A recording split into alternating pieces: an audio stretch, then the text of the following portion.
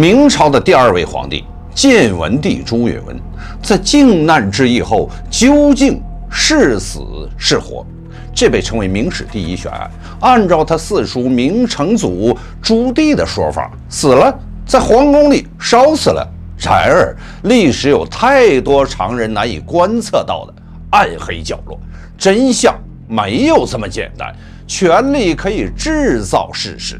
朱棣夺位成功之后为掩盖篡位的事实，塑造自己继位的合法性，他利用手中的权力对当朝和前朝的历史档案进行了删削和修改。在他当政时期，官方历史是这样记述明太祖朱元璋选接班人过程的：先是太祖即遣中使赵尚还京，至淮安，允文与齐泰等谋，矫诏令上归国，太祖不知之，致仕病革，问左右曰：“第4子来位？”无感应者，凡3问言不及他，于时遂崩。允文矫遗诏4位，意思是说朱元璋临终前心心念念要把4子燕王朱棣从北京召回南京，意欲传位于他。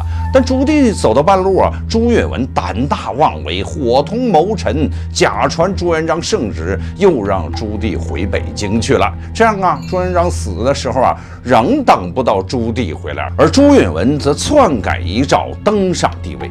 官方历史这么写，这么宣传，等于说朱棣夺位只不过是为了夺回原本属于自己的东西，而他那个表面文弱的侄子，其实心机叵测，是真正的篡位者。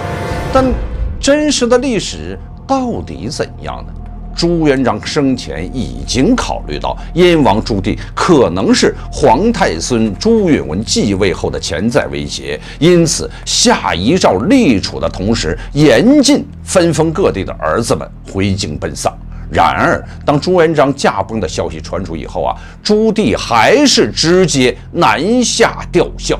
兵部尚书齐泰发现之后祭出太祖遗诏，将朱棣遣回北京。后来朱允炆听从齐泰、黄子成等谋臣的建议，进行削藩。朱棣逮住机会搬除皇明祖训，说建文帝身边奸臣乱政，以清君侧为名，发动了靖难之役。经过3年左右的内战，朱棣夺得帝国最高权力。为了让群臣和百姓相信他才是皇位合法继承人，朱棣指使臣下销毁了建文朝时期的一切档案资料，并大量修改了明太祖实录。当时的史书一概不称朱允炆为建文帝，要么直呼其名，要么称为建文君，连建文朝的年号也不用。1402年，因为建文4年，但朱棣硬改为洪武35年。如此洪武朝莫名延长了4年，而建文朝则被消失了。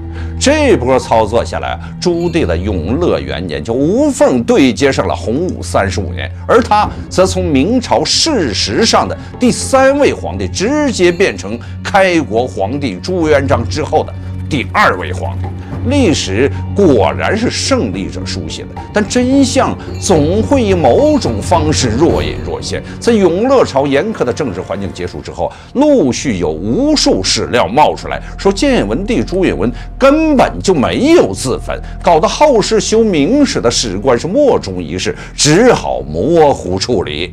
4年6月乙丑，燕兵犯金川门，都城县宫中火起，帝不知所踪。燕王遣中使出帝后尸于火中，月8日人参葬之。这个记载颇可玩味。皇宫大火之后，太监从火堆中找出来的是建文帝皇后的尸体，根本不是建文帝的尸体。乾隆时期修改明史，更是直接修改了建文帝自焚的说法。帝遣中使出后尸于火，鬼言帝尸。朱棣拿到建文帝皇后的尸体之后，当场宣布：这就是建文帝的尸体。反正尸体已经烧焦了，谁也认不出。接着他开始对着尸体痛哭，用意昭然若揭。只有宣布建文帝已死，他才能名正言顺地以朱元璋嫡子的身份登上帝位。就算建文帝真的没死，还在召集旧臣进行复位活动，朱棣也可以将他定为假冒的建文帝进行镇压。为了让天下人相信建文帝已死，朱棣需要把动静闹得很大才行。